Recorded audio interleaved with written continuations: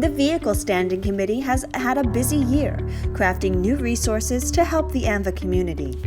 The newly released Salvage and Junk Vehicle Best Practice was developed to help jurisdictions consistently and uniformly brand vehicles that may pose a safety risk to the public, achieving a comprehensive vehicle history and ultimately improving consumer protection and public safety.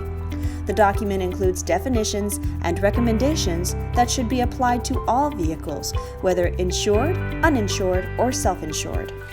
The best practices for the regulation of Internet vehicle sales addresses the retail sale of vehicles advertised and sold online by licensed dealers and private parties. ANVA's Internet Vehicle Sales Working Group was established to develop this document for a targeted audience, the agencies that administer and enforce dealer licensing. The Internet Vehicle Sales Working Group also released the Wholesale Vehicle Dealer Licensing White Paper. This white paper covers challenges jurisdictions commonly face, including the sale of vehicles beyond the restrictions of the license, the sale or use of the wholesale dealer licenses by private entities via the Internet to individuals located in other jurisdictions, and the increased difficulty in locating transaction records, as well as the potential for increased title and odometer fraud.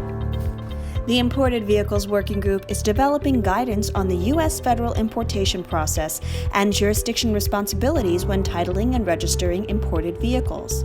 An interim guidance document is now available to provide members assistance with early recommendations. The final document is expected to be published in the fall of 2020. The NMVTIS State Program Subcommittee continues to support the development and pilot of the Performance Management Concept, tools to help ANVA and the states monitor their performance in the system. The PMC pilot consists of 3 reports and an interactive map. The reports will monitor NMVTIS to capture unexpected activities that can potentially result in inaccurate data or fraudulent activities. The interactive map provides easy visual access to a subset of a state's profile information. In addition, the subcommittee is working with ANVA IT on the NMVTIS Modernization Project. ANVA hosted the first ever NMVTIS State Users Workshop. The workshop brought together the primary NMVTIS state users to learn, share, and leverage knowledge of this important system and the role it plays in consumer protection, vehicle safety, and reduction of fraud. The Law Enforcement Standing Committee has partnered with the Vehicle Standing Committee to oversee the License Plate Standard Working Group, which is working on an update to the 2016 License Plate Standard. The group is also broadening its scope to include alternative vehicle license plate displays, temporary license plates, and vanity and specialty plate approval processes. The group plans to have the new standard ready for board approval consideration in August 2020. The Autonomous Vehicles Working Group has been hard at work, positioning ANVA as a leader paving the way for new vehicle technology.